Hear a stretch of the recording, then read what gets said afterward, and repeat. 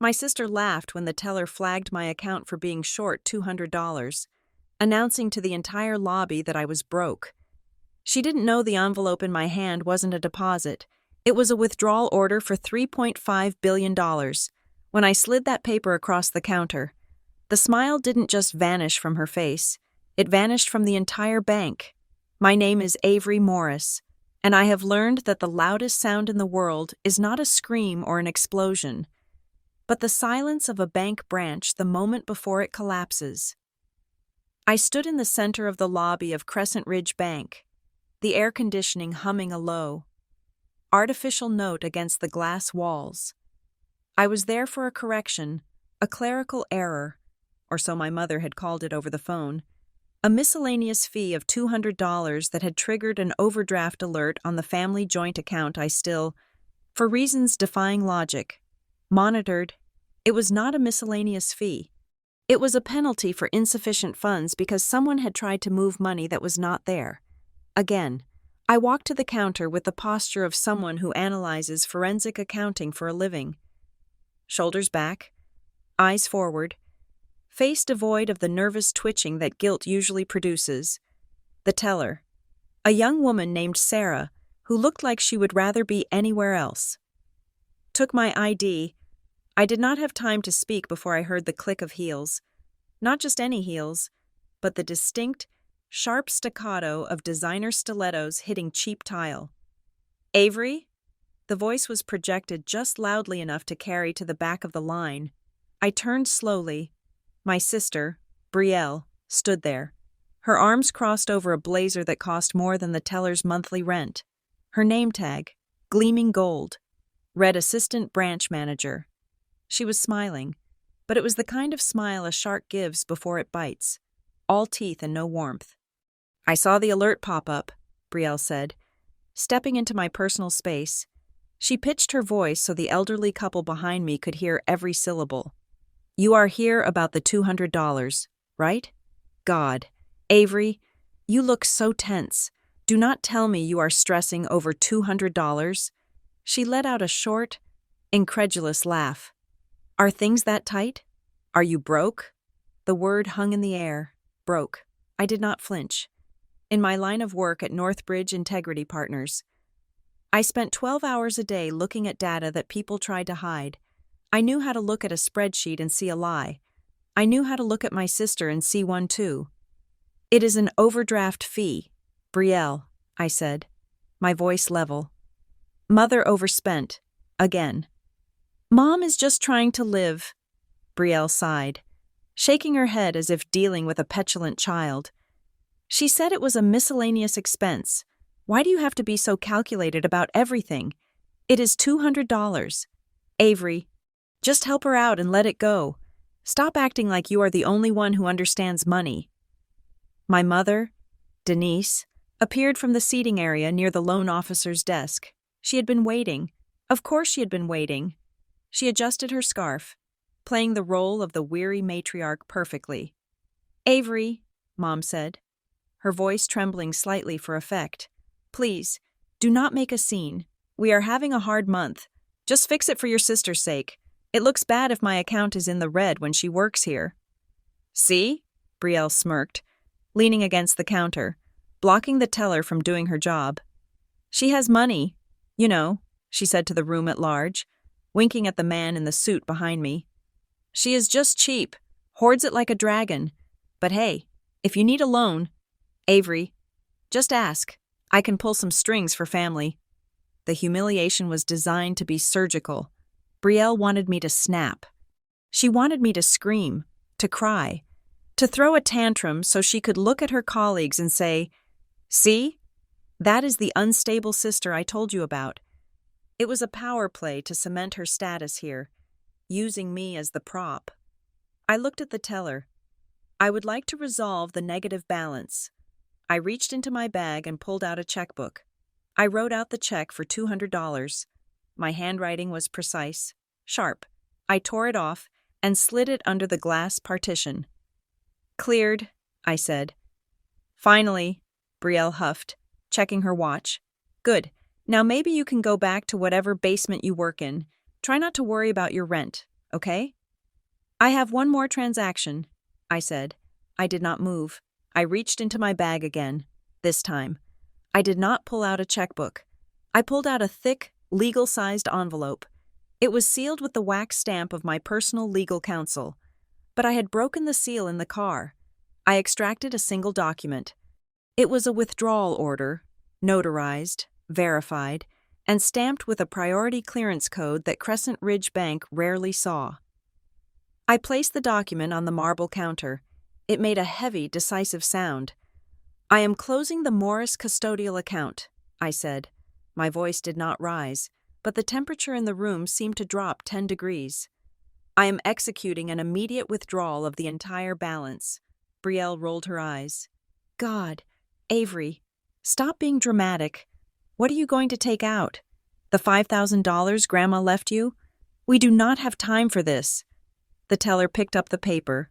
She looked at the account number. Then she looked at the figure typed in the center of the page. Her face went pale. Not just white, but gray. Her mouth opened, but no sound came out. She looked up at me, her eyes wide with a sudden, primal fear. The teller stammered. Ma'am? Read the amount, please, I said. For verification. The teller swallowed hard. Her hands were shaking so badly the paper rattled against the counter. $3.5 billion, she whispered. Brielle froze. Her smirk didn't fade. It simply disintegrated. She blinked, her brain failing to process the auditory input. What did you say? $3.5 billion, I repeated, turning to face my sister. You called me broke, Brielle. I figured if I was so poor, I should probably consolidate my assets. I would not want to be a burden on your branch. The silence that followed was absolute. It was a physical weight. The ambient noise of the bank, the shuffling feet, the coughing, the low murmur of conversations, ceased instantly. That is impossible, Brielle whispered, her voice cracking. She snatched the paper from the teller's hand. Disregarding protocol, she scanned the lines, her eyes darting frantically. Morris Custodial, this is the relationship account, the anchor capital. It is my capital, I corrected her. Held in trust until my 25th birthday, or until I chose to execute independent control, I chose today. You cannot, my mother gasped from behind me. Avery, that is the family's leverage. That is why they treat us like royalty here. You cannot just take it. Watch me, I said. Behind the counter, the machinery of the bank began to malfunction, mirroring the staff. A receipt printer jammed, letting out a high-pitched, grinding whine that tore through the silence. But no one moved to fix it. The teller pressed a button under the desk. I knew that button. It was the silent alarm for a manager, usually reserved for robberies. 30 seconds. That was all it took. The door to the glass-walled office at the back of the branch flew open. The branch manager, a man named Mr. Henderson, who usually walked with a slow, confident swagger, practically sprinted across the lobby. He was pale, sweating, his tie slightly askew. He had seen the alert on his screen. Ms. Morris? He choked out, ignoring Brielle entirely. Ms. Morris, please, let us step into my office. There must be a misunderstanding, a transaction of this magnitude. We need to discuss the logistics. There are protocols, liquidity requirements. I have outlined the wire transfer instructions in the document, I said, ignoring his extended hand. I do not want a meeting. Mr. Henderson, I want my money, all $3.5 billion of it, today. We cannot just... Henderson stammered, looking around at the staring customers, the system, the branch limit. A phone began to ring in the back office, then another, then a third. The back door opened, and a man in a sharp gray suit stepped out. He was not branch staff. He was regional security or perhaps corporate risk.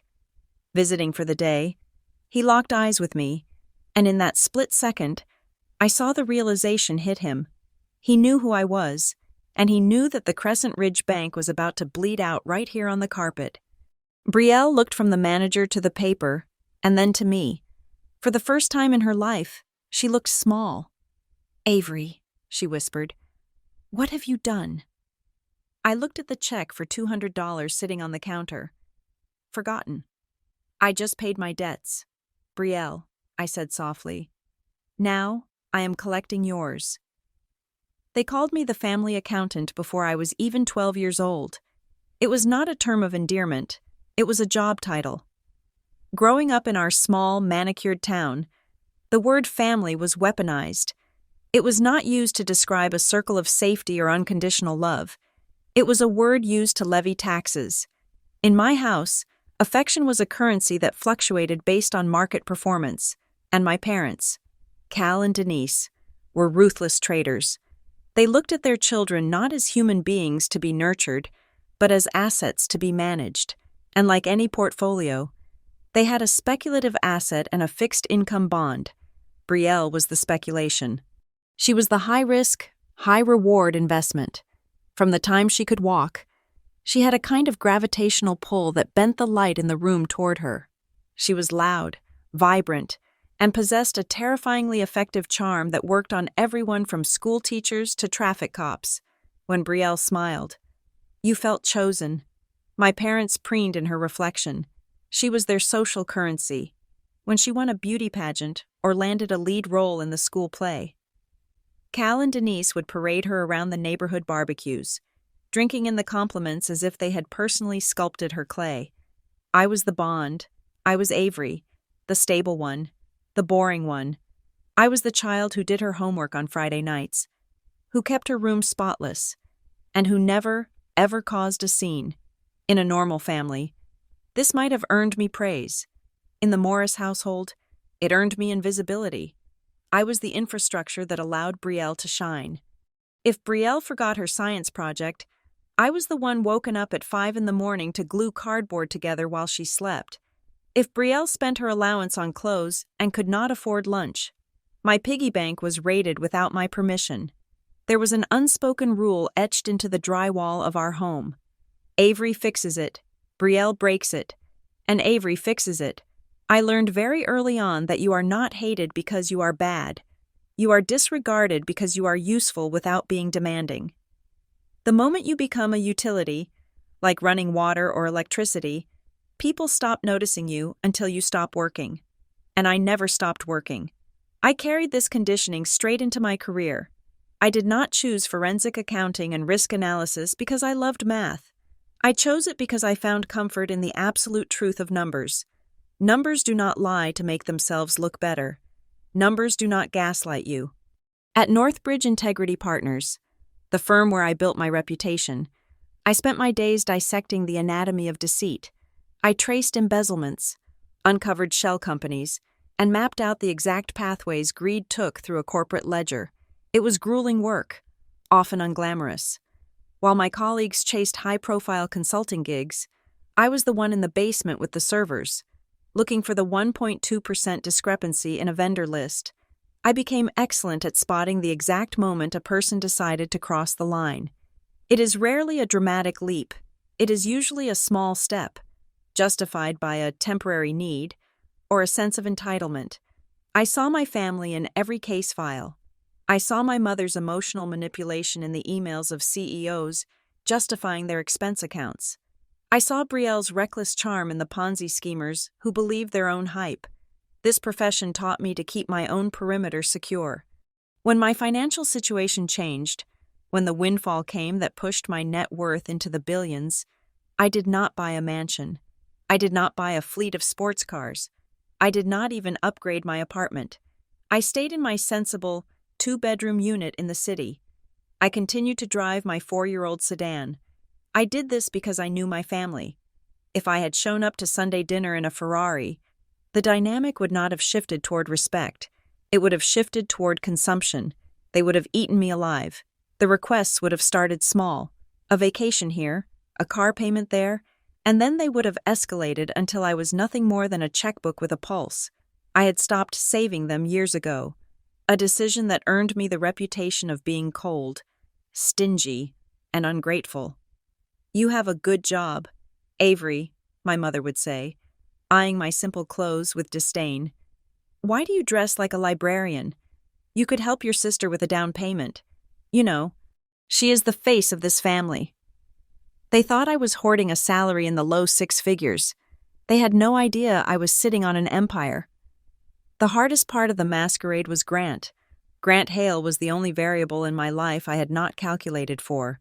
He was a corporate lawyer, sharp as a tack, with a moral compass that somehow survived law school intact. We met during a collaborative investigation between our firms, and for the first time, someone saw me. Not Avery the fixer, not Avery the ATM, but Avery the woman. We were engaged for 6 months, and I still had not told him the full extent of the Morris custodial account. I told myself it was to protect him. I told myself I wanted a normal life. A life where we argued about whose turn it was to do the dishes or whether we could afford a trip to Italy. Not a life where we had to hire kidnapping insurance and security details. But deep down, there was a darker fear. I was terrified that if I put $3.5 billion on the table, the lens through which he viewed me would shatter. I was afraid the money would become the third person in our marriage. So I let him believe I was just successful, just comfortable. I let him pay for dinner sometimes. I let us split the rent. I played the role of the partner in a dual-income household, mirroring the normalcy I craved. My family, however, did not want me to have normal. They wanted me to have a function. That was why the $200 stung so much. It was not the amount. I could lose $200 in a couch cushion and never notice. It was the test. My mother knew I monitored the old joint account, a relic from college I had never bothered to remove myself from because it was easier to ignore it than to argue about it. She knew I would see the overdraft. The miscellaneous fee was a lie. I had seen the transaction log before I walked into the bank. It was a transfer to an online gambling site, likely one of my father's investments, followed by a panicked attempt to reverse it that triggered the fee. But instead of owning it, they called me. They sent me into the lion's den of Brielle's workplace. Knowing she would be there, they knew Brielle would use the opportunity to assert dominance. They knew she would make a show of it, and they expected me to do what Avery always did: lower my head, write the check, and absorb the humiliation so the Morris family image could remain pristine. They wanted the ATM to dispense cash without a receipt, but they forgot one thing about machines. If you kick them enough times, eventually, the gears jam, or worse, the safety protocols override the system, and the machine decides to purge its entire inventory to prevent further damage. Standing in that lobby, watching Brielle sneer at my poverty, I realized I was done playing the role of the Bond. I was done being the safety net for people who carried knives to cut me. I looked at Grant's ring on my finger, and I realized that by hiding my truth, I was letting my family dictate my narrative. I was letting them define me as the broke, stingy sister. I was not broke. I was arguably one of the wealthiest women in the state, and it was time to stop apologizing for it. It was time to show them that the stable one was actually the only one holding the roof up, and I was about to kick the pillar down. The adrenaline from the confrontation at Crescent Ridge Bank had not yet faded when I sat down at my dining table, the digital copy of my mother's bank statement glowing on my laptop screen. The silence in the apartment was heavy, a stark contrast to the chaos I had left behind in the lobby. Grant placed a cup of coffee next to my hand. He did not speak immediately. He knew my process. He knew that when I went quiet, I was not sulking. I was dissecting. I zoomed in on the line item that had started the war. The $200. My mother had called it a miscellaneous fee, a clerical error that just needed a quick fix. But looking at the transaction log, the story fell apart. The fee had been assessed at 4 a.m. It was an automated penalty triggered by an insufficient funds alert. That part was standard. What was not standard was the transaction that had drained the account in the first place, right before the penalty. There was an outgoing transfer. It was not for groceries, and it was not for utilities. It was a transfer of $5,000 to an entity simply labeled CRB Internal S. CRB, I whispered. Crescent Ridge Bank. What is it? Grant asked, pulling out a chair opposite me. The money did not leave the bank, I said, pointing at the screen. Someone moved $5,000 from the family joint account to an internal holding ledger within the bank itself. That triggered the overdraft, which triggered the $200 fee. I leaned back, the leather of the chair creaking. This was not an accident, and it was not my mother being careless with online shopping. This was a manual override. Why? Grant asked. His voice was calm, the voice of a lawyer who knows that the question is often more important than the answer. If they just wanted $5,000, they could have taken it from fees over a year. Why trigger a penalty that would make you come into the branch? That is the question, I said. Why poke the bear? I thought back to Brielle's face, the theatricality of it, the way she had projected her voice so the entire room could hear. Are you broke, Avery? She had not just been being mean. Brielle was cruel, yes, but she was also calculated. She cared about her image above all else. Screaming at a customer usually damaged that image, unless the customer was the problem. Grant, I said slowly, the pieces clicking into place. If I had screamed at her, if I had thrown the checkbook, what would have happened? Grant shrugged. Security would have escorted you out. Maybe they would have banned you from the branch. Exactly, I said. And if I am banned? If I am labeled a hostile client? Then they have grounds to restrict your access, Grant said, his eyes narrowing. They can freeze the account pending a review of the authorized signatories. They can demand all future communication go through legal channels, which takes months. My blood ran cold. It was a bear trap. The $200 was not a fee. It was bait. They wanted me to come in. They wanted Brielle to humiliate me until I snapped. They needed a reason to label me unstable or difficult, so they could lock down the account without explaining why. They were terrified I would move the money, so they tried to provoke me into an action that would justify them holding it hostage. I picked up my phone and dialed a number I had not used in 2 years. Lucas, I said when the line connected, I need a pulse check. Lucas was a quant trader I had worked with on a fraud case in Chicago. He had access to market data that did not make it to the public tickers. Avery? He sounded surprised. I thought you retired to the suburbs. What do you need? Crescent Ridge Bank, I said. Local chain, 3 branches. Tell me about their liquidity. Give me 2 minutes. I heard the rapid clacking of a mechanical keyboard. Grant watched me, his jaw set tight. He understood now. This was not family drama. This was financial warfare. Here we go, Lucas said, his voice dropping an octave. That is ugly. Avery, are you banking with these people? Talk to me. Lucas, they are leveraged to the hilt, he said. They have been aggressively underwriting commercial real estate loans in a dying market. Their loan-to-deposit ratio is dangerously high. Basically, they are using short-term deposits to fund long-term, high-risk loans. If a couple of big depositors walk, the whole thing goes under receivership. Do they have any whales? I asked. Anyone big enough to keep them afloat? Hard to say from the outside, Lucas replied. But looking at their Tier 1 capital, they are propped up by something massive. 1 or 2 accounts are basically doing the heavy lifting for the entire balance sheet. If those accounts move, the bank is insolvent by the end of the business day. I ended the call and looked at Grant. It is me, I said. I am the whale. The panic in Mr. Henderson's eyes made sense now. When I put that withdrawal order on the counter, he did not just see a customer leaving, he saw the bank failing. He saw the FDIC regulators walking through the door. He saw prison time for negligence. I pulled a crumpled piece of paper from my bag.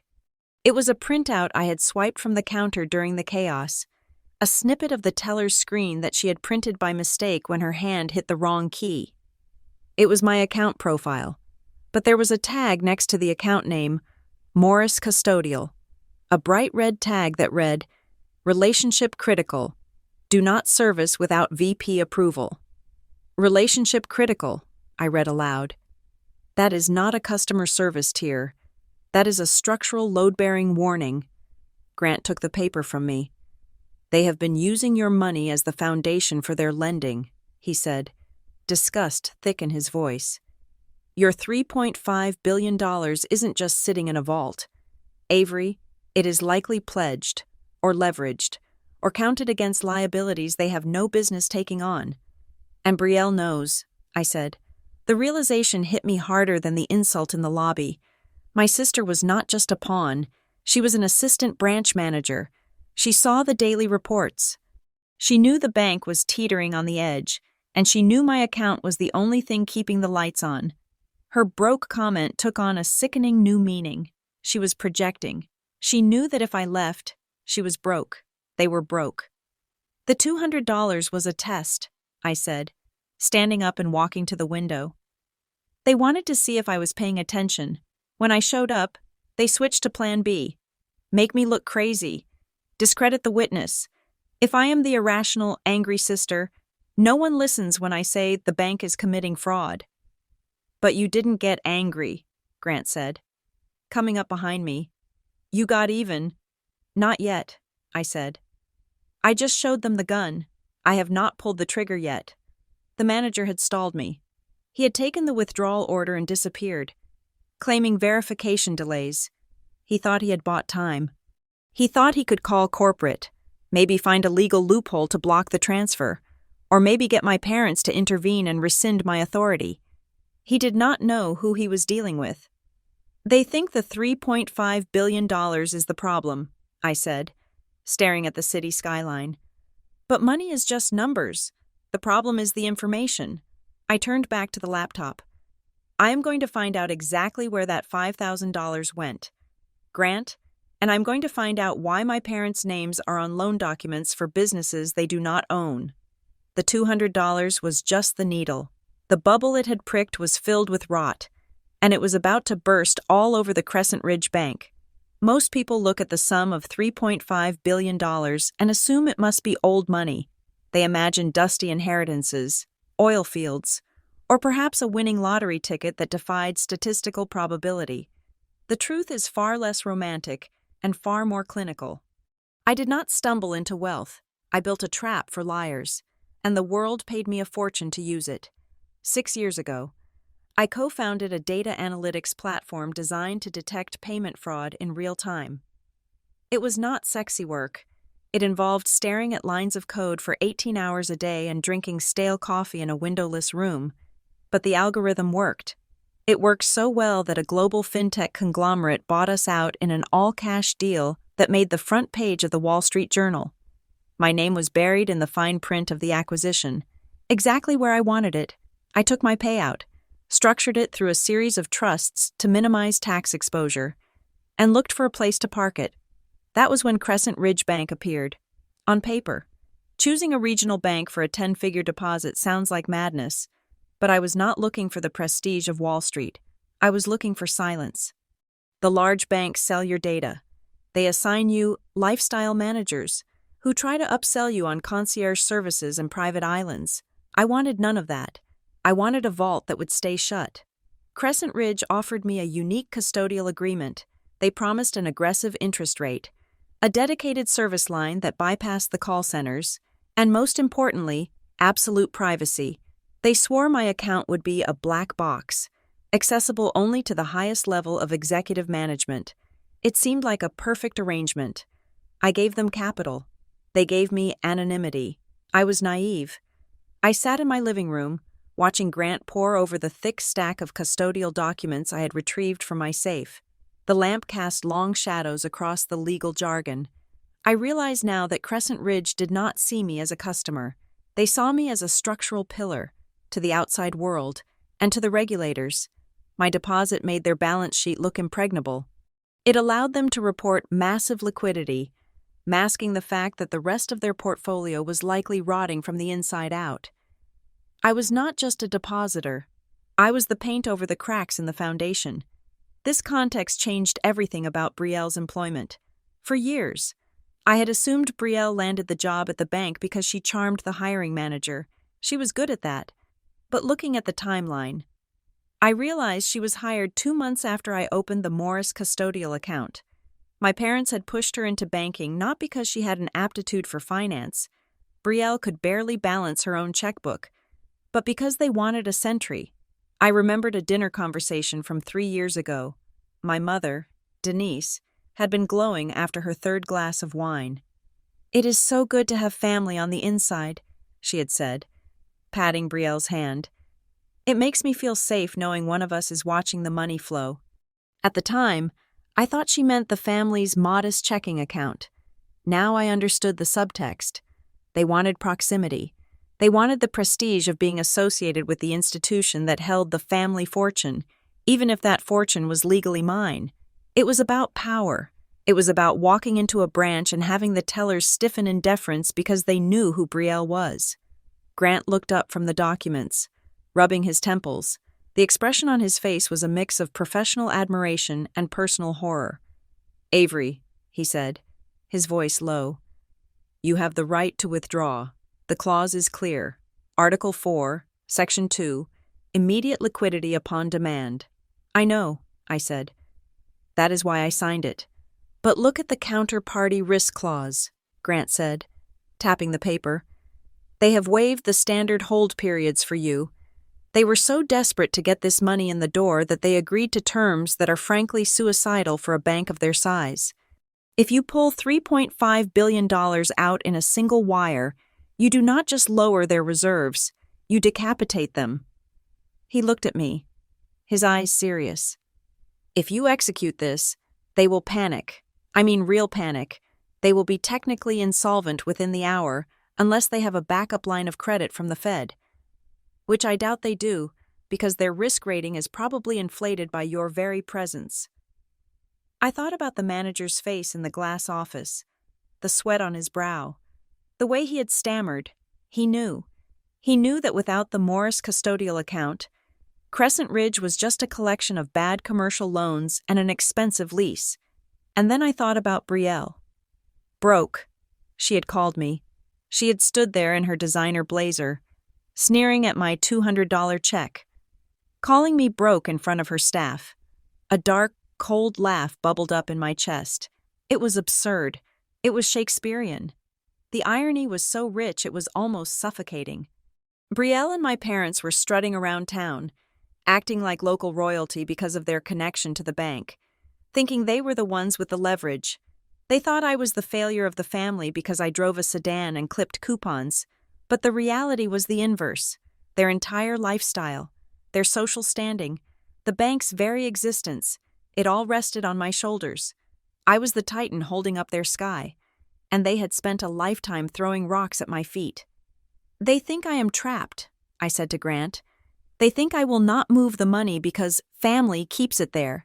They think they can insult me, manipulate me, and use me as a prop because I have always been the quiet one." I stood up and walked to the window, looking out at the city lights. I could see the faint outline of the Crescent Ridge signage on the tower downtown. "I am not broke," I whispered to the glass. "You are. If I walked away, the bank would collapse. Brielle would lose her job. My parents would lose their VIP status and likely face immediate calls on whatever debts they had leveraged against my implied support. They wanted to make me a joke? They wanted to use a $200 fee to humiliate me into submission? "Grant," I said, turning back to him, "I do not want to just withdraw the money. I want to document the process." "What do you mean?" he asked. "If they are going to fall, they are going to try to blame me." I said, "They will say I was vindictive. They will say I breached contract. I need to be impeccable. We are going to turn this withdrawal into a masterclass in compliance." I was done being the victim. I was done being the sister who cleaned up the mess. If they wanted to play games with my money, I would show them exactly how the game was played when you owned the board. I was going to turn Crescent Ridge Bank into a case study for every business school in the country. How to lose $3.5 billion in 10 minutes. "Get your briefcase," I told Grant. "We have a lot of paperwork to prepare before morning." The digital footprint of a bank is like a nervous system. It reacts to stimuli, records every impulse, and leaves a memory of every touch. When I demanded the full compliance package for the Morris custodial account, citing the Dodd-Frank Act and my rights as a primary depositor. I was not asking for a favor, I was demanding a confession. I sat on the floor of my living room.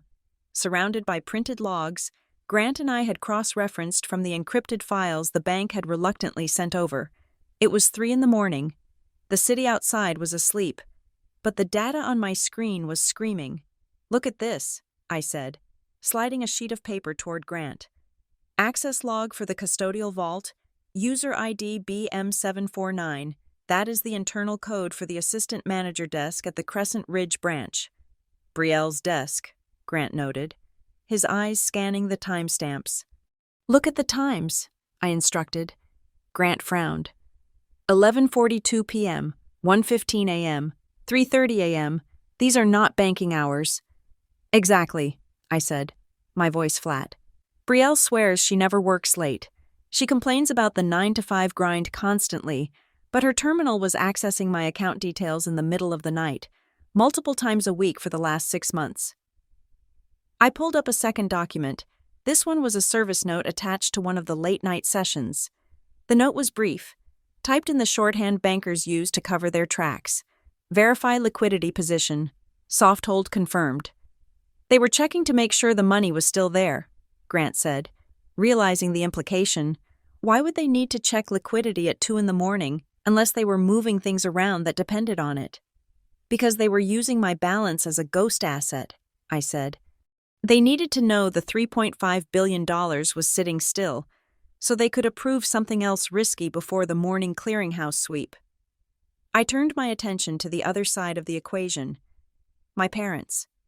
I had pulled the public credit filings and UCC liens for my father's business, Morris Event Rentals. It was a small company that rented tents and chairs for weddings. It made enough to pay for their country club membership, but barely. Yet, looking at the loan origination documents from Crescent Ridge Bank, the numbers were staggering. Dad took out a commercial line of credit for $450,000 last October, I said, reading the file, and then refinanced it into a term loan for $800,000 in January. "Grant, look at the approval time." Grant leaned in. "Application received at 9 a.m. Approval issued at 10:15 a.m. That is impossible. Commercial underwriting takes weeks. You cannot get nearly $1 million approved in 75 minutes unless the collateral is already in the building," I finished for him.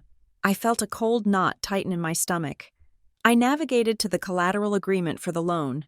Usually, a business loan is secured by inventory or real estate, but Morris Event Rentals did not own its warehouse. It leased it, and the inventory was depreciating plastic chairs. There, in the section marked "Additional Security," was a phrase that made the room spin. "Cross-collateralized against linked relationship assets pursuant to Master Guarantee Agreement dated November 12th. "I never signed a master guarantee," I whispered. "Let me see the signature page," Grant said sharply. I scrolled down. There was a signature. It read, "Avery Morris." It looked like my signature. It had the loop on the Y and the sharp slant of the A, but it was too perfect. It lacked the slight tremor of a human hand. It was a digital stamp. "That is a copy," Grant said, his voice hard. "They took a digital capture of your signature from a legitimate document, maybe when you opened the account, and they pasted it onto a guarantor form." "Who authorized this?" I asked. Though I already suspected the answer, I traced the loan officer's code on the approval document. It was not a branch-level employee. It was a regional override code. The initials next to the final approval box were W.P. "Wesley Pike," I said. The name tasted like ash. Wesley Pike was the regional director for Crescent Ridge. He was a man with silver hair and a smile that looked like it had been practiced in a mirror. He had been to my parents' house for 4th of July barbecues. He had brought expensive scotch for my father and complimented my mother's potato salad. He used to pat me on the head when I was younger and call me the little numbers genius. I remembered a dinner 2 years ago. Wesley had been sitting on our patio, swirling his drink. "Your daughter is a smart girl. Cal." He had said to my father, "She understands the value of stability. We are lucky to have her business." I had thought he was being polite. I realize now he was thanking his co-conspirators. "This is not just fraud," Grant said, tossing the file onto the table. "This is a systemic entrapment. Wesley Pike approved loans to your parents that they could never repay. He gave them money for lifestyle upgrades, for Brielle's car, for the image they wanted to project, and he used your account as the silent insurance policy. If I withdraw the money," I said, the logic clicking into place, "the collateral for these loans vanishes. The bank calls the loans immediately, and your parents default," Grant added. "And because your signature is on the guarantee, the bank will try to seize a portion of your funds to cover their debt before you can get the money out. That is the trap. Avery, they did not just use you. They tied you to the anchor so you would drown with them." I stared at the screen. The betrayal was total. My parents had not just borrowed money, they had sold my safety to buy their illusion of wealth. They had let a banker come into our home, drink our wine, and draft plans to enslave me to their debt. And Brielle? She had been the operator at the keyboard, checking the logs in the middle of the night to make sure the golden goose was still asleep in its cage. I expected to feel heartbreak. I expected to cry. But as I looked at the metadata, at the digital fingerprints of my family's greed, I felt something else entirely. I felt clarity. For years, I had wondered why I was the outsider, why I was the one who had to earn love while Brielle was given it for free. Now I knew. I was not a daughter to them. I was a commodity. I was a natural resource they had discovered in their own backyard, and they had signed a contract with a corporation to strip mine me. "They think they have me," I said softly. "They think this guarantee makes me liable." "It does, on paper," Grant warned. "If we fight this in court, it will take years. They will freeze your assets during the litigation. That is what Pike is banking on. He thinks you will not burn the house down if you are locked inside it." I stood up and walked to the wall where I had taped the timeline of events. I picked up a red marker. "I am not going to fight them in court. Grant, not yet." I drew a circle around Wesley Pike's name. "I am going to verify the signature fraud," I said. "I am going to trace the IP address of that digital stamp, and I am going to prove that the service notes Brielle entered were done under Pike's direct instruction."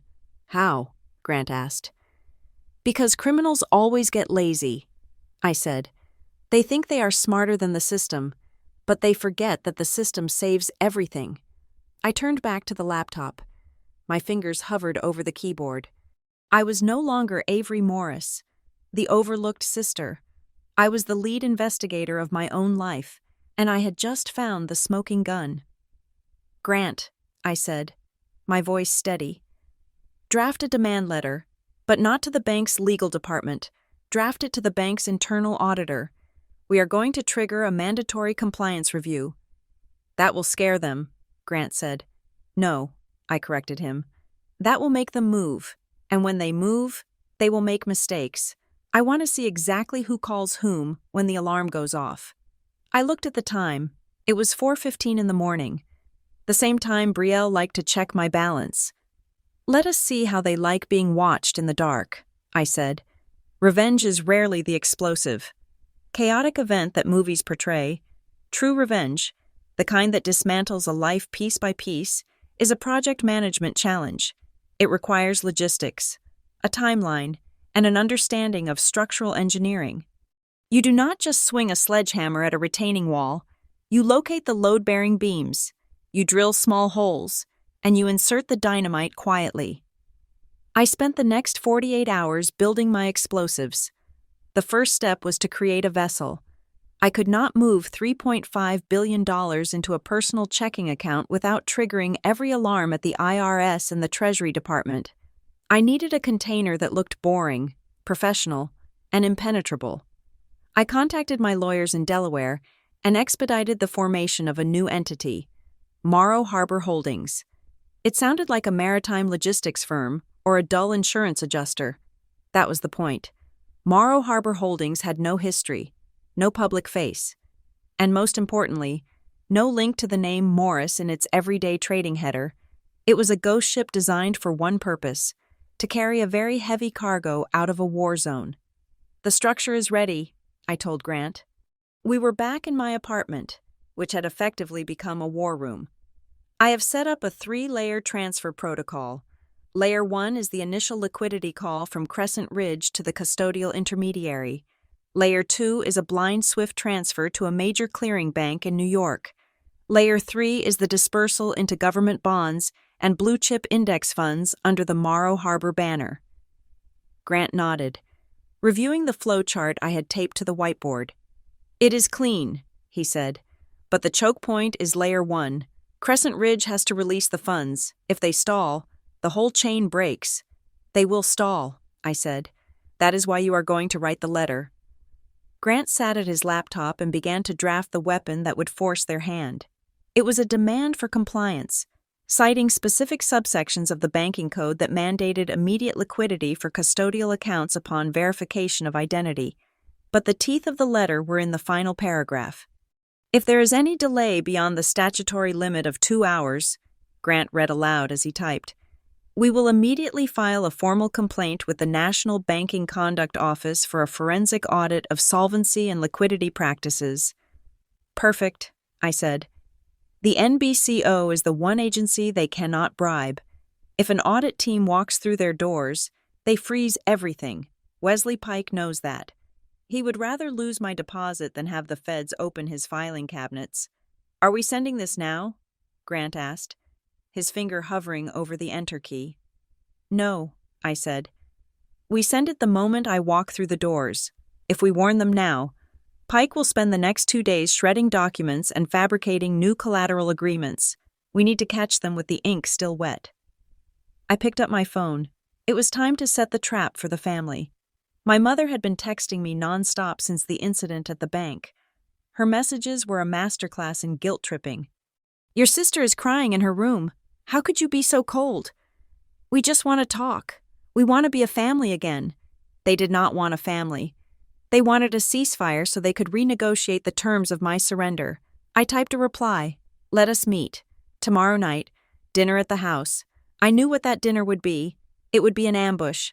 My father would bluster about loyalty. My mother would weep about hardship. And Brielle would play the victim who just wanted to help her little sister. They would try to get me to sign something, maybe a retroactive guarantee, or a pledge to keep the money in the bank for another year for the sake of the family. I would let them try. I needed them to put their cards on the table.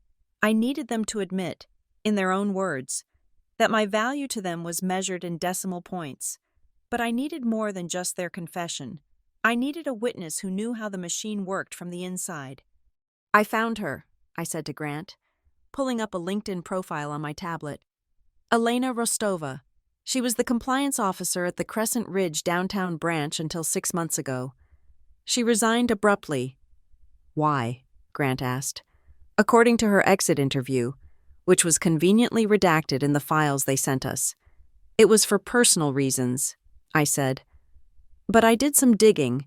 Elena refused to sign off on a risk assessment for a commercial loan bundle, a bundle that included loans approved by Wesley Pike. She was pushed out, Grant surmised. She was silenced, I corrected. I'm going to offer her a microphone. I arranged to meet Elena at a coffee shop 3 towns over. When I walked in, she looked nervous. She was a woman in her 40s with tired eyes and the posture of someone who had spent too long looking over her shoulder. I do not want trouble, she said before I even sat down. I signed a non-disclosure agreement. An NDA covers proprietary business information, I said, sliding a folder across the table. It does not cover illegal activity. In fact, an NDA that attempts to conceal a crime is void. Elena looked at the folder. Inside was a single sheet of paper, the loan approval for my father's business, with the forged digital timestamp. They are doing it to my family, I said. I know they did it to others. I am not asking you to sue them. Elena, I am asking you to stand in the room when I confront them. I want them to see you. I want Wesley Pike to look up and see the woman he fired standing next to his biggest depositor. Elena stared at the paper. I saw the anger flare behind her eyes, the righteous anger of a professional who had been punished for doing her job correctly.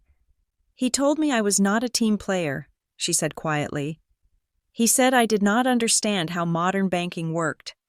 Will you help me show him how it works? I asked. She took a deep breath and nodded. Tell me when. Tuesday morning, I said. 9 o'clock. I returned to the apartment to finalize the logistics. I established a strict protocol for all communication with the bank starting now. No phone calls. If Brielle or Pike called, I let it go to voicemail. I sent a brief email to the branch manager stating that, effective immediately, all inquiries regarding the Morris custodial account must be submitted in writing via secure email. I wanted a paper trail. I wanted every lie, every delay tactic, and every threat to be typed out, time-stamped, and archived on a server they could not delete. Grant watched me organize the files. You are enjoying this, he observed. I am not enjoying it, I said, aligning the edges of the Morrow Harbor Incorporation papers. I am executing it. There is a difference. Enjoyment implies emotion. This is just physics. For every action, there is an equal and opposite reaction. They pushed me. Now physics is pushing back. I looked at the calendar. The dinner with my parents was set for tomorrow night. That would be the emotional bloodletting. But the real finale, the moment the guillotine blade would actually drop, had to happen where it all began. I would not do this over the phone. I would not do it via email. We are going back to the branch, I told Grant. Tuesday morning, I want to stand at that counter. I want Brielle to be wearing her name tag. I want the lobby to be full of customers. It will be a spectacle, Grant warned. No, I said. A spectacle is messy. This will be a surgical extraction. I am going to walk in there. I am going to sign one piece of paper, and I am going to walk out with my freedom if the bank collapses behind me. That is not my fault. That is gravity. I looked at the plan one last time. The entity was formed. The transfer route was mapped. The legal threat was loaded. The witness was secured. And the trap was set. I was ready to go to dinner. I was ready to let my family think they still had a chance to manipulate me. I would let them talk. I would let them beg. And then, when they thought they had won, I would invite them to the bank to watch the end of the world. The roast beef was overcooked. It sat in the center of the mahogany table like a dry gray island, surrounded by my mother's best china. This was the stage my parents had set for the peace talks, a phrase my father, Cal, had used on the phone with forced joviality. But as I sat across from Brielle, I knew this was not a peace talk. It was a hostage negotiation, and I was the one expected to pay the ransom. Grant sat next to me, his hand resting lightly on his knee, close enough that I could feel his warmth. He was the only real thing in a room full of counterfeits. We just want to clear the air, my mother, Denise, said, pouring wine with a hand that shook slightly. She was wearing her pearls. The ones she claimed were heirlooms, but were actually high-end costume jewelry. We are a family. Families fight, but we always come back to the table. Brielle was staring at her plate. She looked exhausted, but carefully so. Her makeup was done to enhance the dark circles under her eyes, giving her the appearance of a tragic heroine. I am sorry about the bank, Brielle said softly. She did not look up. I was just stressed. You do not understand the pressure I'm under. Avery, the targets, the networking. I have to be on 24 hours a day. I have to look the part. I have to sell the image that the Morris family is successful. The image, I repeated, cutting a piece of the dry meat. Is that what we are calling it now? Do not be snide, Cal warned, his voice rumbling from the head of the table. Your sister works hard. She is out there every day building relationships that benefit this family. You sit in an office with spreadsheets. You do not know what it takes to shake hands and make deals. I know exactly what it takes to make deals, I said, thinking of the forged collateral agreement stored on my encrypted drive. Usually, it takes collateral. The word hung in the air. My mother's fork clattered against her plate. Well, that is actually what we wanted to discuss, Denise said, her voice pitching up an octave. Brielle has an opportunity, A wonderful opportunity. She has been working on a side venture, a luxury lifestyle consultancy. It is brilliant, really, connecting high net worth individuals with exclusive experiences. I looked at Brielle. A party planning business? It is not party planning, Brielle snapped, her eyes flashing. It is brand management, and it is already launching. I have clients lined up, but there are liquidity constraints, startup costs, inventory, and debt, I added. How much debt? Brielle? She flinched. It is just bridge financing, to get over the hump. We need a temporary infusion, Cal interrupted, leaning forward. Just a float. The bank is being difficult with the paperwork because of the regulatory climate. They need a guarantor with significant liquid assets to sign off on the expansion loan. Just until the first quarter revenue hits. How much? I asked. $2 million, my mother whispered. I almost laughed. They wanted $2 million to sink into a business that sounded like an Instagram caption. But then I looked closer at Cal. He was sweating. It was cool in the dining room, but there was a sheen of perspiration on his upper lip. You already took the money, didn't you? I asked. Silence. Absolute, suffocating silence. You did not come here to ask for a loan, I said, my voice steady. You came here because the loan is already due. Or maybe because the loan was never officially approved, and someone needs to cover a hole in the ledger before the auditors come. It is complicated, Brielle cried out, slamming her hand on the table. You act like everything is black and white. The bank trusts us. Wesley trusts us. He let us advance the capital because he knows we are good for it, but now corporate is asking for updated financials, and if the account does not show a certain balance by Friday, they might freeze the line. So you want me to backfill a hole you dug with Wesley Pike's shovel, I said. It is an investment, Cal roared, his face turning red. Damn it, Avery, we are talking about your sister's future.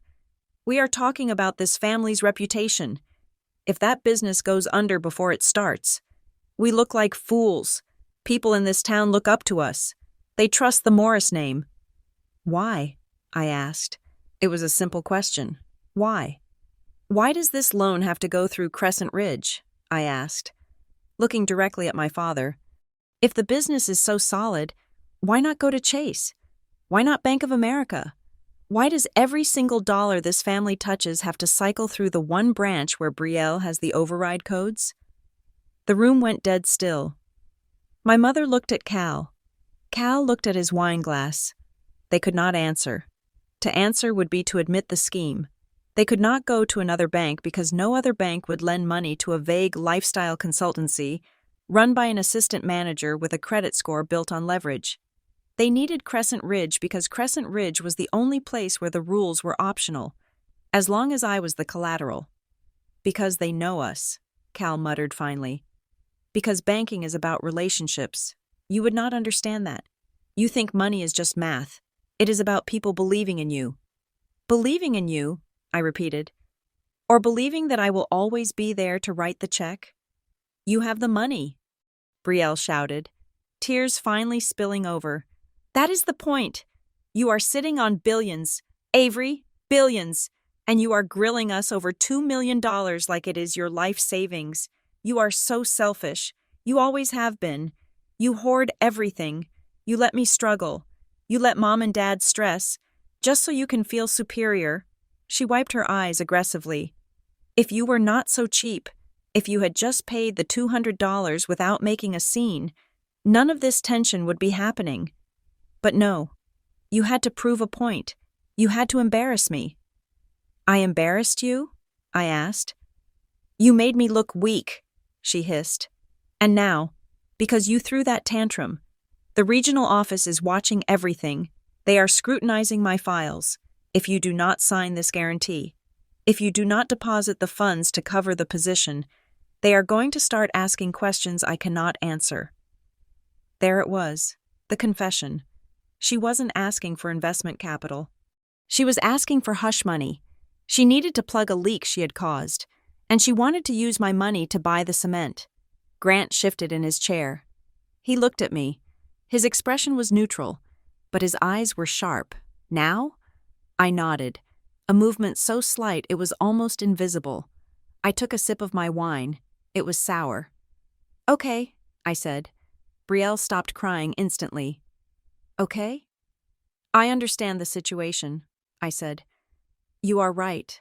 I have the resources, and family should help family." My mother let out a breath that sounded like a sob. "Oh, thank God. Avery, sweetheart, I knew you would understand. I knew you would not let us down." "I will not sign anything here," I said, putting my glass down. "This is too much money for a dinner table agreement. It needs to be official. It needs to be done through the bank." "Yes, of course," Cal said, eagerly pouring himself more wine. "We can go in tomorrow. Wesley can have the papers ready." "No, Wesley," I said. "Just us. I want to handle this at the branch level first. I want to see the accounts, see the structure, and then I will authorize the transfer." Brielle looked suspicious for a second, but relief washed it away. She was so desperate for a lifeline she did not notice the noose. "Fine," Brielle said. "Come in at 9. I will clear my schedule. We can do it in the conference room." 9 o'clock, I agreed. "Grant will come with me, for legal review." "Whatever," Cal waved his hand dismissively. "As long as the check clears, you are doing the right thing. Avery." Finally, he raised his glass. "To the Morris family, rising together." I looked at him. I looked at the man who had sold my financial identity to buy a country club lifestyle. I looked at the sister who had called me broke while stealing from my future. I looked at the mother who loved me exactly as much as I could pay for. "To the Morris family," I said. I did not drink. We left 10 minutes later. The air outside was crisp and clean, scrubbing the scent of stale roast beef and lies from my skin. "They think they won," Grant said as we got into the car. "They think I'm going there to write a check," I said, buckling my seatbelt. "They have no idea I am going there to close the account." "And the $2 million?" Grant asked. "There is no $2 million, I said, starting the engine. "There is just a deficit, and tomorrow, when I pull the plug, they are going to fall right into it." I drove away from the house where I grew up. Leaving the lights on in the dining room, they were probably celebrating. They were probably toasting to their cleverness, to how easy it was to manipulate the quiet daughter. Let them celebrate. Tonight was for the toast. Tomorrow was for the hangover. I walked through the double-glass doors of the Crescent Ridge Bank at exactly 9:02 in the morning. I wore a charcoal suit, tailored and unadorned, the kind of armor one wears to a funeral or a deposition. I carried nothing but a single, thin leather portfolio and a fountain pen. Grant walked a half step behind me, carrying a heavier briefcase containing the legal demolition charges we were about to detonate. The branch was quiet, bathed in the soft, deceptive hum of commerce. My parents were already there, sitting in the plush chairs near the loan officer's desk, looking like anxious royalty waiting for their tribute. My mother, Denise, smoothed her skirt when she saw me, flashing a relieved, tight smile. My father, Cal, nodded, checking his watch as if my arrival on time was a personal favor to him. Brielle stood behind the counter, not at her usual desk. She wanted to process this transaction personally. She wanted to be the one to touch the money. Her name tag, assistant branch manager, caught the light. She looked victorious. "You made it," Brielle said, her voice pitched low but warm. The perfect sister act. "I have the deposit slips ready for the bridge loan. We just need to move the $2 million into the holding account, and then I can release the rest." She held out her hand for the check she believed I had brought. I did not reach into my pocket. Instead, I placed my portfolio on the counter and opened it. I took out a single document. It was not a check. It was the same withdrawal order I had presented days ago. But this time, it was attached to a notarized directive transferring the entire custodial balance to Morrow Harbor Holdings.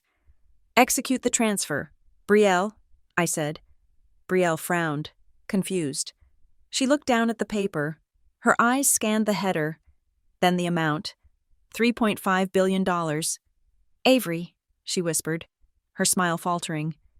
We talked about this. The loan. The $2 million. I am not here for a loan, I said, my voice carrying clearly in the quiet lobby. I am here to close the relationship. Brielle stared at me. The realization hit her slow and hard. Her face drained of color. She looked at our parents, then back at me. Her hands, usually so manicured and steady, began to tremble. She reached for her keyboard, her fingers hovering over the keys. I cannot, she stammered. The system it is flagged. I have to call the regional desk for a transaction of this size. Then call them, I said. She picked up the phone. I watched her punch in the extension. Her knuckles were white. This is Assistant Manager Morris, she said into the receiver, her voice shaking. I have a total liquidity request on the Morris custodial account. Yes, the whole thing. She listened for a moment, and then her eyes went wide. The screen in front of her flashed a deep, angry red. I could see the reflection of the alert in her glasses. Compliance lock, override required. I know, Brielle whispered into the phone. I know the hold is active. But the client is here. She is demanding the wire. The door to the manager's office opened. Mr. Henderson rushed out, followed closely by a man I did not recognize. A suit from the regional office sent to babysit the branch after my last visit. They had been waiting for me, but they had been waiting for a check, not an exodus. Ms. Morris, Henderson said, his voice oily with panic. Please, let us not do this in the lobby. We have a private conference room prepared. We can discuss the logistics of your request in comfort. He gestured toward the glass-walled room where my parents were now standing up, looking confused and alarmed. No, I said. I did not move. I do not want privacy. Mr. Henderson, privacy is where you hide things. I want transparency. I want everyone to see exactly what happens when I ask for my own money. It is not that simple, the regional man said, stepping forward. He had a practiced calm, but his eyes were darting around the room, assessing the other customers. A withdrawal of $3.5 billion requires complex liquidity staging. We need 48 hours to clear the positions. It is standard protocol. It is not protocol. Grant spoke up for the first time, stepping beside me. Under Article 4 of the custodial agreement, liquidity is guaranteed on demand. You waive the staging period in exchange for the capital anchor status. If you cannot produce the funds, you are admitting firmly to insolvency. The regional rep stiffened. We are not insolvent. We are simply managing risk. Is that what you call it? I asked. I reached into my portfolio again. This time, I pulled out the file Grant and I had assembled, the logs, the timestamps, the forged digital signatures. I slid the stack across the marble counter. It hit the wood with a heavy thud. These are the access logs for my account, I said, pointing to the top page. User ID BM749. That is you, Brielle, isn't it? Brielle flinched as if I had slapped her. And here, I flipped the page, is a credit authorization for Morris Event Rentals, approved at 2:15 in the morning, and here is a collateral guarantee bearing my signature, a signature that was digitally lifted from my account opening documents and pasted onto a loan application I never saw. My father, Cal, stepped forward. Avery, what are you doing? Put those away. Who did it? I asked, ignoring him. I looked straight at Brielle. Who logged into the system at 2 a.m. and tagged my account as collateral for Dad's loans? Who overrode the risk protocols? Brielle looked at the regional rep. She looked at Henderson. Neither of them would meet her eyes. She was alone. Brielle choked. I had to. Wesley said it was just a formality. He said the system wouldn't approve the upgrades unless we linked the accounts. He said it was just internal housekeeping. You entered the data, I said. You inputted the override codes. He promised me the promotion, Brielle cried out, her voice cracking, hysteria taking over. He said if I handled the family portfolio, I would be fast-tracked to regional VP. I did it for us. Avery, For the family. My mother let out a sharp cry, covering her mouth. Oh my God, Brielle. She was just following orders, Denise shouted, rushing to the counter, grabbing my arm. Avery, stop this. She is your sister. She did what her boss told her to do. You cannot hold this against her. She committed fraud. Mother, I said, pulling my arm away. And so did you. You signed loans you knew you could not afford, banking on the fact that I would be the silent bag holder. You ungrateful brat, Cal roared, his face turning a dangerous shade of purple. You are going to destroy this family over a technicality? You are going to ruin your sister's career because you are too stingy to share? You are destroying our livelihood. The lobby was dead silent. Every customer, every teller, every security guard was watching. The air felt thin, electric. I am not destroying anything, I said, my voice dropping to a temperature that froze the room. I am just taking back what is mine. I looked at the regional rep. You have two choices. You can execute this wire transfer right now, or my lawyer can call the National Banking Conduct Office and hand them this file. If I make that call, this branch closes by noon, and everyone standing behind this counter goes to federal prison. The rep looked at the file. He looked at the red screen on Brielle's computer. He knew the game was over. Override the lock, he said to Brielle. His voice was defeated. But, Brielle stammered. Do it, he snapped. Brielle's hands shook so badly she had to use her left hand to steady her right. She typed in the command. She entered her manager code.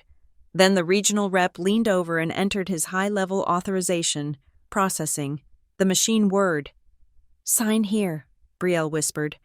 Sliding the confirmation slip toward me, she was crying openly now, mascara running down her cheeks, ruining the perfect image she had spent a lifetime constructing.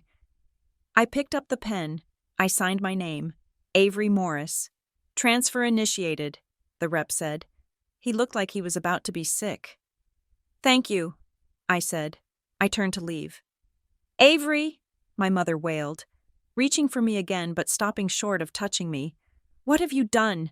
How are we going to live? The loans they will call the loans. I imagine they will, I said. I suggest you sell the country club membership. It should cover the interest for a month. You are cold, Cal spat at me. You are a cold, heartless machine.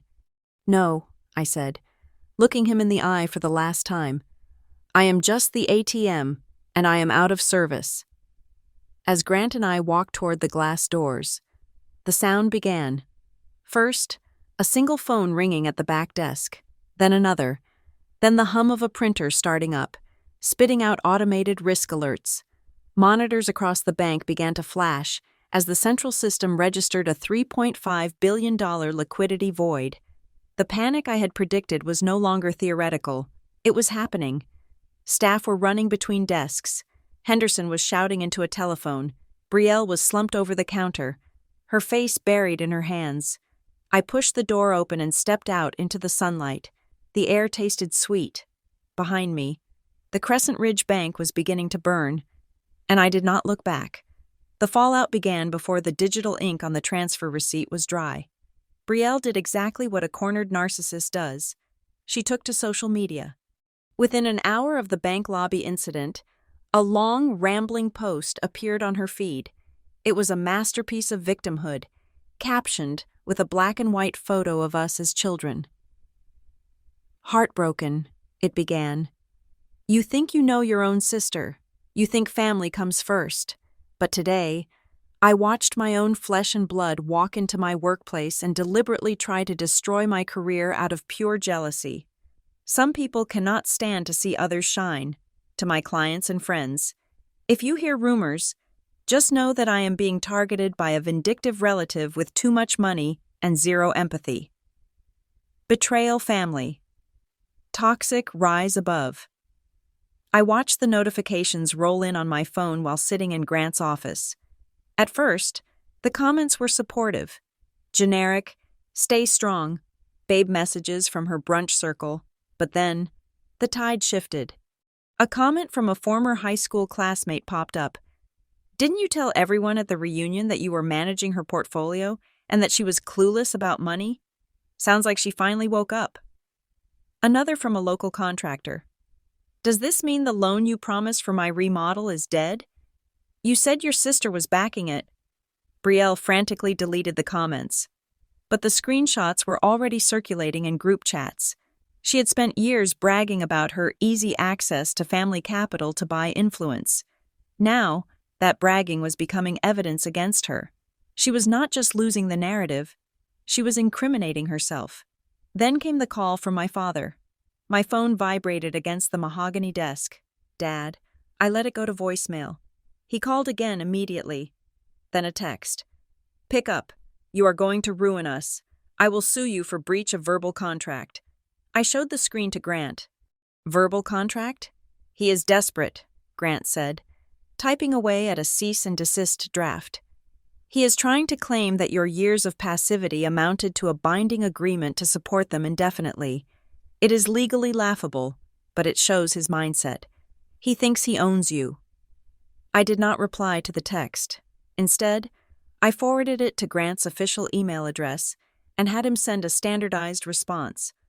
All future communication regarding Avery Morris or her assets must be directed to legal counsel. Any further direct contact will be considered harassment. The silence from my father after that email was deafening. He was a bully. And bullies do not know what to do when their victim hires a bigger bodyguard. By 2 p.m, the bank made its move. Mr. Henderson called Grant's office line. His voice was no longer oily. It was brittle. He asked for an emergency off-the-record meeting. We agreed, but only via video conference, and I insisted on recording it. Henderson's face appeared on the screen, pixelated and pale. Beside him sat a woman I recognized as the head of legal for Crescent Ridge. Ms. Morris, the lawyer began. Her tone clipped. We are currently processing your wire request. However, due to the unique nature of the liquidity movement, we are proposing a structured exit. There is no structure, Grant said. The wire was authorized. Send the money. We are willing to offer concessions, the lawyer continued. Ignoring him. If you agree to pause the transfer for 7 days to allow us to stabilize our positions, we are prepared to address the irregularities in the loan portfolio involving your family. Irregularities? I repeated. You mean the fraud? We would characterize them as procedural oversights, she said smoothly. We can quietly close out the credit lines for Morris event rentals and the personal loans. We can scrub the guarantee documents. No harm, no foul. Your parents walk away debt-free. You keep your money, and we avoid a regulatory event. It was a bribe. They were offering to forgive my parents' debt if I agreed to keep my boot off the bank's neck for a week. Just enough time for them to hide the evidence of what Wesley Pike had done. No, I said. Henderson looked like he might cry. Ms. Morris, please, if this money moves today, the regional liquidity ratio drops below federal mandates. We will be audited. Here are my conditions, I said, leaning into the camera. 1. You immediately void, not scrub, void, every guarantee bearing my name. 2. You initiate a formal internal investigation into Wesley Pike for predatory lending and unauthorized data access. 3. You provide me with the full audit trail of every time my account was accessed by Brielle Morris. We cannot investigate Mr. Pike without cause, the lawyer snapped. He is a regional director. I have cause, I said. I signaled to Grant. He opened the door, and Elena Rostova walked into the frame. Henderson's eyes bulged. He knew exactly who she was. Hello, Mr. Henderson, Elena said, her voice steady. I have my sworn affidavit regarding the coerced overrides on the Kensington account last year, the ones Wesley Pike ordered me to sign before I resigned. It establishes a pattern of behavior. The lawyer on the screen went very still. She looked at Henderson, then at Elena, and then back at me. She realized they were not just dealing with an angry client. They were dealing with a whistleblower case wrapped in a solvency crisis. We will review your terms, the lawyer said, and the screen went black. 30 minutes later, my mother called. She did not yell. She sounded small, broken. "Avery," she wept. "Brielle just got an email. They suspended her, pending investigation. They escorted her out of the building. She is in the car, screaming. She says her life is over." "Her life isn't over." "Mom," I said, feeling a strange detachment. "Her career at that specific bank is over. There is a difference." "How can you be so cruel?" she sobbed. "She is your sister, and your father's bank just called him. They are freezing the business line of credit. They said there are compliance issues if we cannot make payroll on Friday. The rental company goes under. We will lose the house. Is that what you want? You want us on the street?" "I want you to stop lying," I said. "I offered to help you for years. I paid off your credit cards. I bought your cars. And in return, you stole my identity to leverage loans you knew you could never pay back. You gambled the house, Mom, not me." "But we did it for the family," she wailed. "We thought you would understand. You have so much, and we have so little." "You had a daughter who loved you," I said. "You traded her for a country club membership. That was the transaction." I hung up. I did not block the number, but I turned off the ringer. The final blow to Brielle came not from me, but from the very image she had tried to protect. By 5 o'clock, the news of her suspension had leaked. In a small town, bank gossip moves faster than light. I watched as the comments on her earlier post turned vicious. People who had been envious of her perfect life suddenly smelled blood. "Suspended?" One comment read. "I heard she was using client accounts to fudge numbers." "Wait," another added. "My loan application was denied by her last week because she said I didn't have enough collateral, but she was approving her own family with fake money? Unbelievable." Brielle posted a frantic update. "The truth will come out.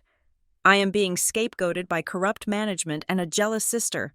I am the victim here." But she had made a fatal error.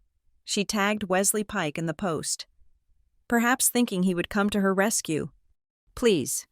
Hashtags: betrayal, family, toxic. Rise above. Tell them the truth. You know I followed protocol. It was pathetic. She was publicly begging the man who had set her up. She was exposing the conspiracy in real time." Grant looked up from his laptop. "The wire just cleared Layer 1, he said. "The funds are out of Crescent Ridge. They are sitting in the intermediary. The bank is officially drained." I felt a weight lift off my chest, a physical sensation of lightness. The anchor was gone. "What happens now?" Grant asked. "Now," I said. "We wait for the National Banking Conduct Office to open their email." I had not sent the complaint yet. I had held it back, giving the bank one last chance to do the right thing during the video call. They had tried to bribe me instead. "Send it," I said.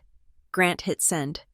The complaint included everything: the forged signatures, the unauthorized access logs, Elena's affidavit, and the screenshots of Brielle's frantic social media confession implicating a regional director. It was no longer just a withdrawal. It was a demolition order. I looked at the picture of Brielle on her feed, a selfie taken in the mirror of the bank bathroom, captioned "Boss Babe." She looked so confident. She had no idea that she was just a paper shield for men like Pike, and that paper burns very fast. "One more thing," I said, standing up. "I want to go back to the branch one last time." "Why?" Grant asked. "It is over." "Not yet," I said. "The money is out, but the truth is still stuck inside. I have one final meeting tomorrow morning." "With whom?" "With the auditors," I said. "I want to be there when they open the vault." I was not done. I had taken their money, yes, but I still had to take their reputation.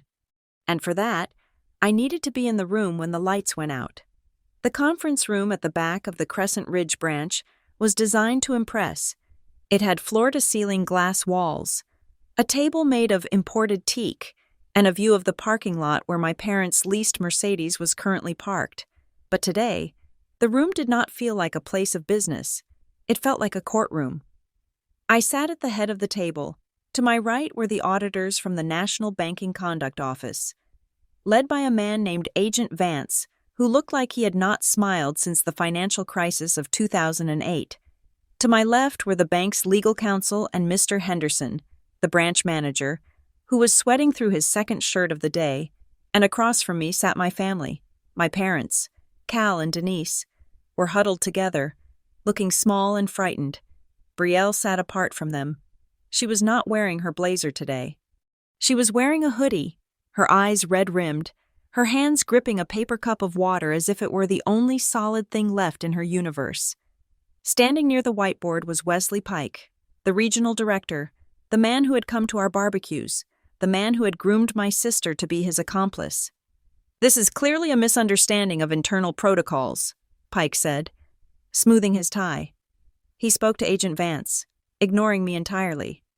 "We have identified the source of the irregularity. It appears that a junior employee, Assistant Manager Morris, took it upon herself to override system safeguards to assist her family. While her intentions may have been noble, her actions were rogue. We are preparing her termination papers as we speak." The room went deadly silent. Brielle's head snapped up. "What?" "It is unfortunate," Pike continued, his voice dripping with faux regret. "But when an employee acts outside the scope of their authority to manipulate collateral data, the institution must protect itself. We had no knowledge of these unauthorized guarantees." "You liar," Brielle whispered. Her voice was shaking, but it was audible. "You told me to do it. You sent me the codes via text message. You said the risk committee approved it verbally." Pike turned to her, his face a mask of pity. "Brielle, I know you are upset, but let us not make this worse by fabricating stories. There is no record of any such instruction." He was cutting her loose.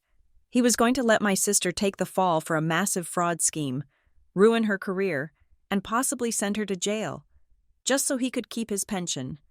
I looked at Brielle. For the first time in my life, I did not see the golden child. I saw a pawn who had just realized she was already off the board. "Actually," I said, opening my portfolio, "there is a record." Pike's face froze.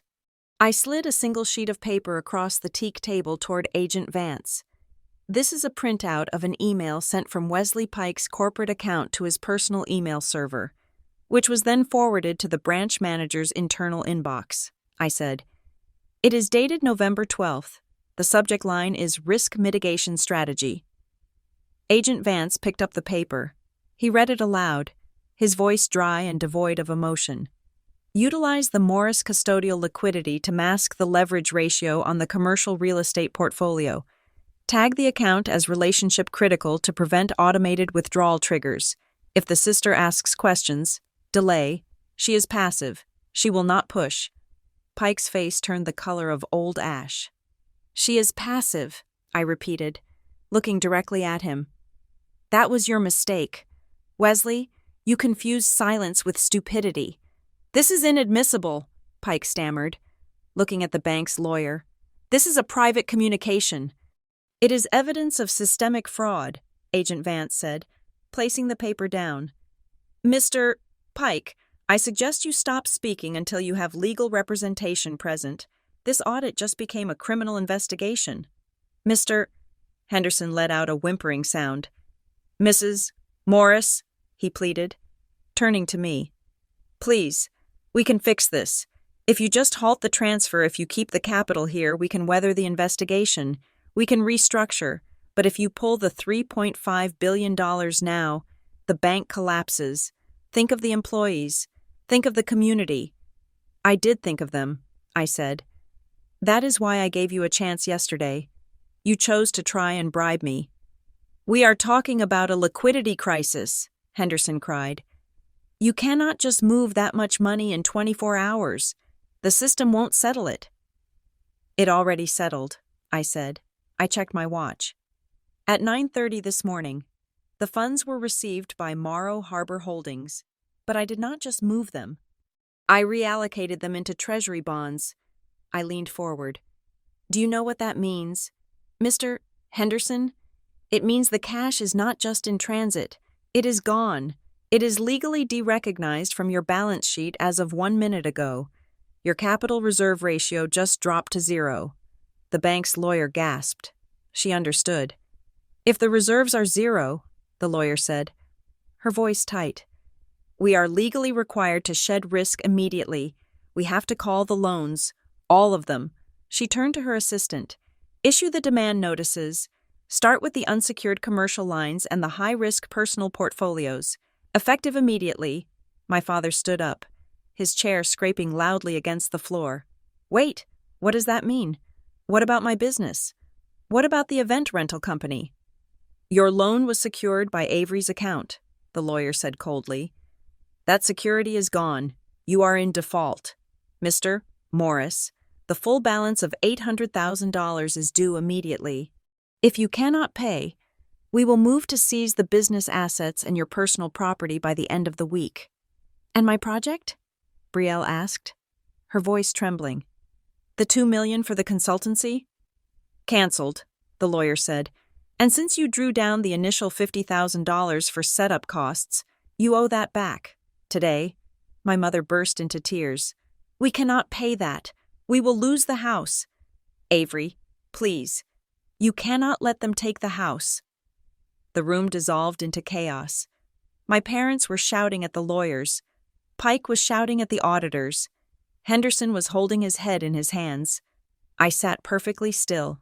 This was the moment. The broke sister held the fate of everyone in her hands. Stop, I said. I did not shout. I just spoke with the authority of the only person in the room with liquidity. The noise died down. I will not let you become homeless, I said to my parents. I am not you. I do not destroy family for profit. Hope flooded my mother's face. Oh, Avery, thank you. I knew you. But, I cut her off. I have conditions. I pulled a document from my bag. Grant had drafted it that morning. This is a severance agreement, I said. It states that I will pay off the outstanding principal of Dad's business loan and the $50,000 Brielle owes. In exchange, you will sign a permanent waiver. You will never again use my name, my image, or my credit for any financial transaction. You will remove me from your wills, and I will remove you from mine. I turned to Brielle. And you, I said, you will resign from the banking industry. You will not just leave this branch. You will agree to a 5-year ban from handling third-party assets. You will take an entry-level job in a different field.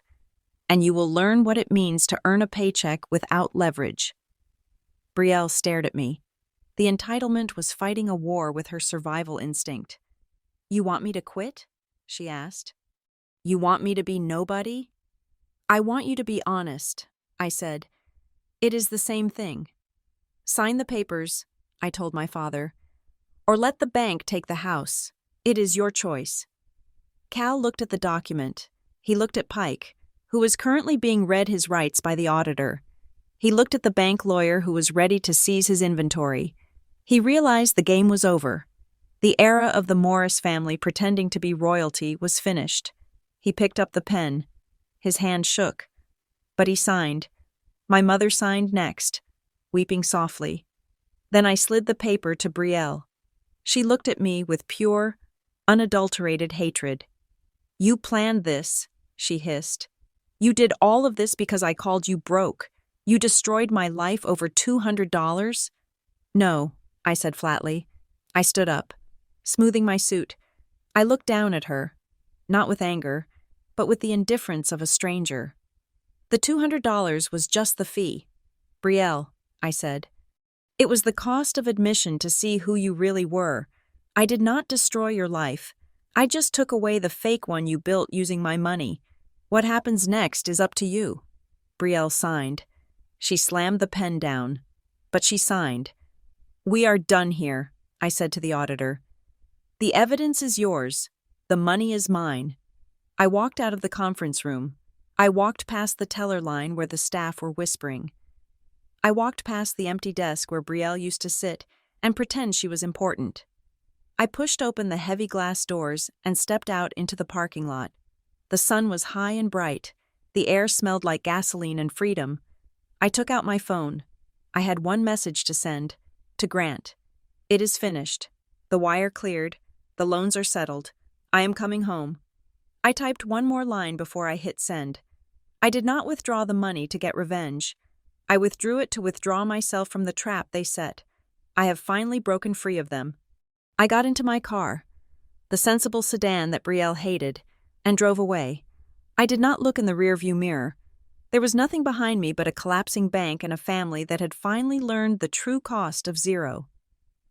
Thank you so much for listening to this story. I would love to know where you are tuning in from. Please leave a comment below and share your thoughts on Avery's decision. If you enjoyed this revenge drama, please subscribe to the Lily Revenge Stories channel, like this video, and hit the hype button to help this story get heard by more people. Your support means the world to us.